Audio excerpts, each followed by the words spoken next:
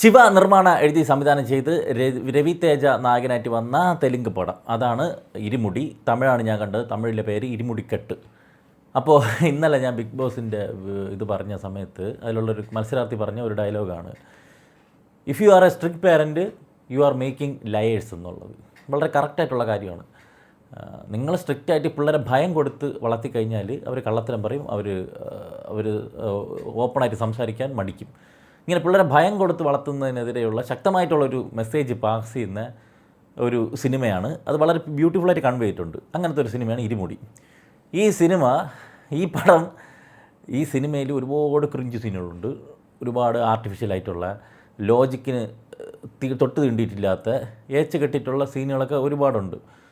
പക്ഷേ ഇതിൻ്റെ കോർ ഇമോഷനുണ്ട്. ആ കോർ ഇമോഷനകത്ത് വർക്കാവും.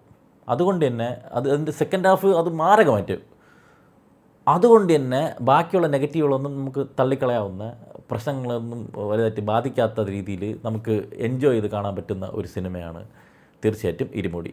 ഇത് ഞാൻ പറയുന്നത് ബാക്കി രവി തേജയുടെ മുമ്പത്തെ പടങ്ങൾ, അതുപോലെ തെലുങ്ക് മസാല മാസ് പടങ്ങൾ കണ്ടുകൊണ്ട് വരുമ്പോഴേക്കും ഇത് മുത്ത് എന്ന് വേണമെങ്കിൽ പറയാം. പക്ഷേ നമ്മുടെ ഇവിടുത്തെ സിനിമകൾ നമ്മൾ കണ്ടു വളർന്ന് വരുമ്പം അത്രയ്ക്ക് അങ്ങനെ ഭീകരമായിട്ടില്ല. കാരണം ഇതേ സെയിം ഇമോഷൻ തന്നെ കൺവേ ചെയ്തിട്ടുള്ള ഒരു സിനിമ മലയാളത്തിൽ വന്നിട്ടുണ്ടായിരുന്നു. അതിൻ്റെ പരിധിയിലൊന്നും വന്നിട്ടില്ല.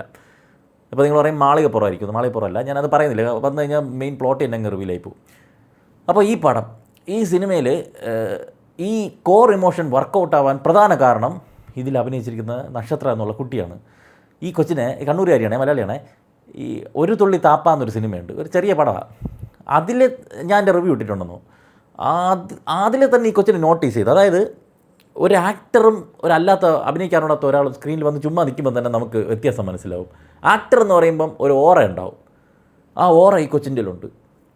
നിസ്സംശയം പറയാം, അടുത്ത് കുറേ കാലം കഴിയുമ്പോഴേക്കും തെന്നിന്ത്യയിലെ വലിയൊരു താരറാണിയായിട്ട് മാറാനുള്ള പൊട്ടൻഷ്യലുള്ള ഒരു കുട്ടിയാണ് തീർച്ചയായിട്ടും നക്ഷത്ര. കാരണം അതിൻ്റെ കണ്ണിന് നമുക്ക് വാത്സല്യം തോന്നുന്നു. എൻ്റെ എന്ത് കണ്ണ് വാത്സല്യം തോന്നിപ്പോവും. അത്രയും ഈ അച്ഛൻ മകൾ ബന്ധമുണ്ട് ഇതിനകത്ത്. അത് അത്രയും വർക്കൗട്ടാവും. ഈ കൊച്ചിൻ്റെ പെർഫോമൻസ് രവി തേജ മോശമൊന്നുമല്ല കേട്ടോ. രവി തേജ ബാക്കിയുള്ള പടങ്ങൾ വെച്ച് നോക്കുമ്പോൾ ഇത് ഭയങ്കര വൗ ഫാക്ടറാണ്. ഇങ്ങനെയൊക്കെ അഭിനയിക്കുമോ എന്നുള്ളതാണ്. ഭയങ്കര അഭിനയമൊന്നുമില്ല. ബാക്കിയുള്ള സിനിമ വെച്ച് നോക്കുമ്പോഴേക്കും ഭയങ്കര രസമായിട്ട് ചെയ്തിട്ടുണ്ട്, വിറപ്പിക്കാൻ ചെയ്തിട്ടുണ്ട്. ആ അച്ഛൻ മകൾ ആ ഒരു ഇമോഷൻ, അതാണ് ഈ പടത്തിൻ്റെ നട്ടെല്ല്. അത് ഗംഭീരമായിട്ട് വർക്ക് ചെയ്തിട്ടുണ്ട്. അതിന് പ്രധാന കാരണം ഞാൻ പറഞ്ഞ നക്ഷത്രയുടെ പെർഫോമൻസും GVPയുടെ സ്കോറും. GVP ഒരു രക്ഷയില്ല. അയാൾ എല്ലാ പടത്തിലും അങ്ങനെ തന്നെയാണ്. ഇതിൽ കുറേ അയ്യപ്പൻ്റെ പാട്ടൊക്കെ ഉണ്ട്. എല്ലാം നല്ല വൈബ്. ആ പാട്ടുകളൊക്കെ എല്ലാ വൈബാണ്, മ്യൂസിക്കും അതുപോലെ തന്നെ. അപ്പം ഈ പടം ഇതിൽ വേറെ കുറേ കാര്യങ്ങളുണ്ട്, ഞാൻ വരാം. ഈ സിനിമയിൽ ഇദ്ദേഹം എപ്പോഴും രണ്ടെണ്ണം അടിച്ച് എപ്പോഴും ചാർജായിട്ട് നടക്കുന്ന ഒരു മനുഷ്യൻ. ശബരിമലയ്ക്ക് മാലയിടുമ്പോൾ 41 ദിവസം മാത്രം ഒന്നും ചെയ്യില്ല. പക്ഷേ ശബരിമല പോയിട്ട് വരാൻ വേണ്ടി മുട്ടിയിരിക്കും, വെള്ളം അടിക്കാനും മറ്റേ ചിക്കനൊക്കെ കഴിച്ച് ടച്ചിങ് ചെയ്ത് എടുക്കാനും. വീട്ടിൽ പോലും എത്തൂല. അതിനു മുമ്പ് തന്നെ അടിക്കണ ഒരു പ്രകൃതം. മകളെന്ന് പറഞ്ഞാൽ അയാൾ ചാവും. മകളെപ്പോലെ മാത്രമല്ല, അവിടുത്തെ എല്ലാ പെമ്പിള്ളേരും സ്വന്തം മക്കളായിട്ടാണ് കാണുന്നത്. അതിന് വേണ്ടി അയാൾ ഏതറ്റം വരെ പോകുന്നത് അത് നമുക്ക് കറക്റ്റായിട്ട് അത് ഇതിൽ എസ്റ്റാബ്ലിഷ് ചെയ്ത് വെച്ചിട്ടുണ്ട്. ഭാര്യയായിട്ട് വരുന്നത് പ്രിയ ഭവാനി ശങ്കർ. പുള്ളിക്കാരി സ്ഥിരം പടങ്ങളിൽ മിക്കവാറും വെറുപ്പിക്കില്ലാണ്, പക്ഷേ ഈ പടത്തിൽ നന്നായിട്ട് ചെയ്തിട്ടുണ്ട്. അപ്പം ഇതാണ് അവരുടെ കുടുംബം, ഒരു ഗ്രാമം.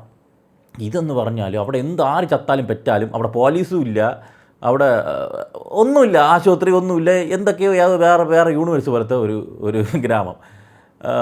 ബസ് കയറാൻ മൂലമാണ് എന്നും പറഞ്ഞുകൊണ്ട് എന്താണ് ഇത്രയും ക്രൈമുകൾ കണ്ടിന്യൂസ് ആയിട്ട് വരണ സമയത്ത് ഒരു പോലീസിനെ വിളിയാണെന്ന് പറയാനുണ്ട്. പക്ഷേ പോലീസില്ല. അങ്ങനത്തെ ഒരു ഇത് അതിൽ ആൾക്കാർ അങ്ങോട്ടും കൂടെ ഹായ് എന്ന് പറയും പോലെയാണ് സ്വാമി ശരണം എന്നുണ്ട്. ഞാൻ പറഞ്ഞത് എന്താണ് ഇത് സ്വാമി ശരണം എന്നിട്ട് അസ്സലാമു പറയും പോലെ. അത് മാല ഇട്ടുകൊണ്ടിരിക്കുന്ന സമയത്തല്ല, ഇവർ അയ്യപ്പന്മാരല്ലാത്ത സമയത്ത് കാഷ്വലായിട്ട് രണ്ടുപേരും സംസാരിക്കുമ്പോൾ സ്വാമി ശരണം എന്നുണ്ട്. അത് ക്രിഞ്ചായിരുന്നു ഇടയ്ക്ക്. ഇങ്ങനെ പറഞ്ഞുകൊണ്ടിരിക്കുകയാണ്. പിന്നെ അവിടെ ഇയാൾ വെള്ളമടിച്ച് ഇങ്ങനെ നടക്കുന്ന കുറേ പാട്ടും പരിപാടിയും. കർഷകനാണ് കേട്ടോ. അതിൻ്റെ കാര്യമായിട്ട് സ്ഥലം എസ്റ്റാബ്ലിഷ് ചെയ്ത് പോകേണ്ട ഇടയ്ക്ക് ഇയാളെ ആദ്യം തന്നെ ഹീറോയിസം കാണിക്കാൻ വേണ്ടിയിട്ട് ഒരു ഇൻട്രോ കൊടുത്തിരിക്കുന്നതെന്ന് പറഞ്ഞാൽ ലോറി ഒരുത്ത് ഓടിച്ചുകൊണ്ട് പോകും. അപ്പോൾ അവ ഹോൺ അടിക്കുമ്പം എൻ്റെ കൊച്ച് എന്നെ വയ്യാതെ ജ്വരമായിട്ടിരിക്കുകയാണ്, നീ ഹോൺ അടിച്ച് പോരെന്ന് പറഞ്ഞിട്ട് കേൾക്കാതെ ഇവൻ പോയി ഇടിച്ച് റെഡിയാക്കും. ഇതെന്ത് സീനും തേങ്ങയൊന്നിരിക്കും. ഇതുപോലെ കുറേ സീനുകൾ ഇടയ്ക്കിടയ്ക്ക് ഇട്ട് വെച്ചിട്ടുണ്ട്. പക്ഷേ ഈ സീനൊക്കെ ചുമ്മാ കുത്തിക്കയറ്റിക്കണല്ല, ഇതിനൊക്കെ സെക്കൻഡ് ഹാഫിൽ കണക്ഷൻ വരുന്നുണ്ട്. ഫസ്റ്റ് ഹാഫ് ഓരോളൊക്കെ ഇങ്ങനെ പോയി കുറേ ക്രിഞ്ച് സാധനം, ലോജിക്കില്ലായ്മ ഒരുപാട് മുഴച്ച് നിൽപ്പുണ്ട്.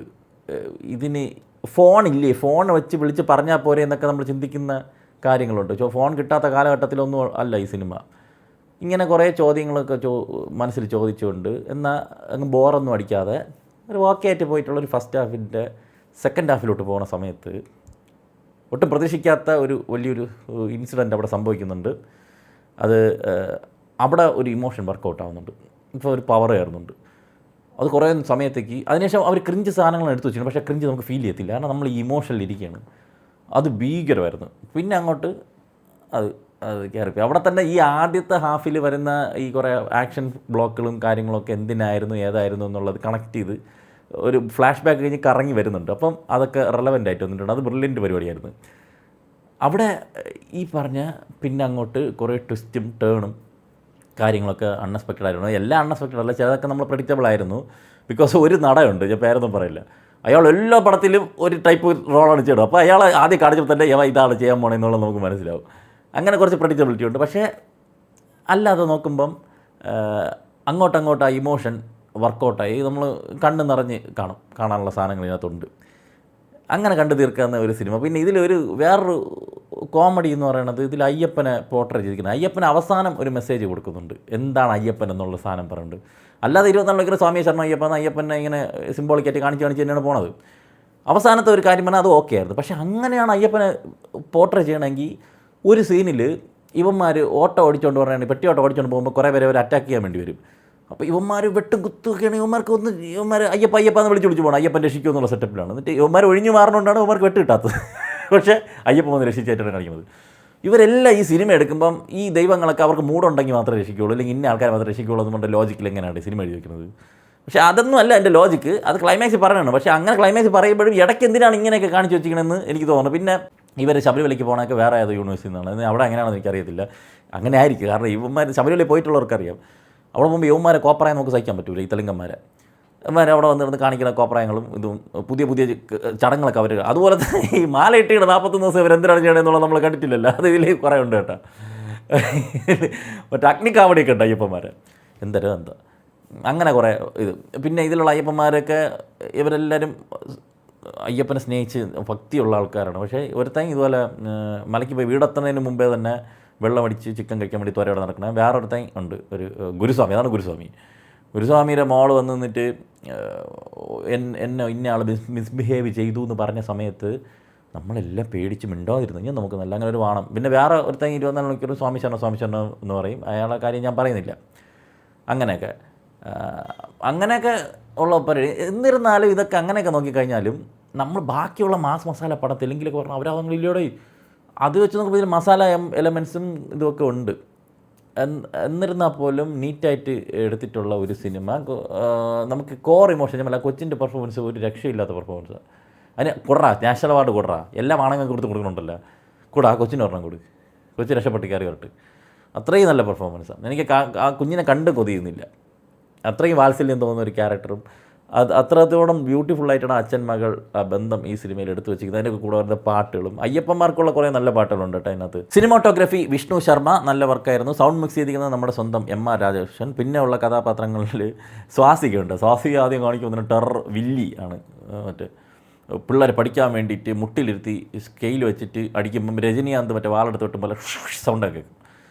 അങ്ങനത്തെ ഒരു വില്ലത്തി കഥാപാത്രം. അത് അത്രയും അവ ടിപ്പിക്കൽ തെലുങ്കിലെ കണ്ണൂരിട്ടുന്ന വില്ലന്മാരില്ല, അതിന് വരെ ഇതിലൊരു പെണ്ണാണ്. ആ രീതിയിൽ സ്വാസ്തിക ചെയ്തു പോയിട്ടുണ്ട്. പക്ഷെ അതൊക്കെ ഞാൻ പറഞ്ഞില്ല, അതൊക്കെ കുറച്ച് ഓവറാണ് ഈ കാണിക്കുന്നതൊക്കെ. കുറച്ച് തെലുങ്ക് എന്ന് പറയുമ്പോൾ അതിൽ വില്ലന്മാരൊക്കെ കുറച്ച് കണ്ണൂരിട്ടി പേടിപ്പിക്കണം, അങ്ങനത്തെ ഒരു സാധനം ഉണ്ടല്ലോ. അങ്ങനെ ഓവറായിട്ടുള്ള പരിപാടിയിൽ ഈ ഇമോഷൻ കൊണ്ടുവന്ന് അത് വർക്കൗട്ടാക്കി എടുത്തിട്ടുണ്ട്. എന്തരാ വരട്ടെ.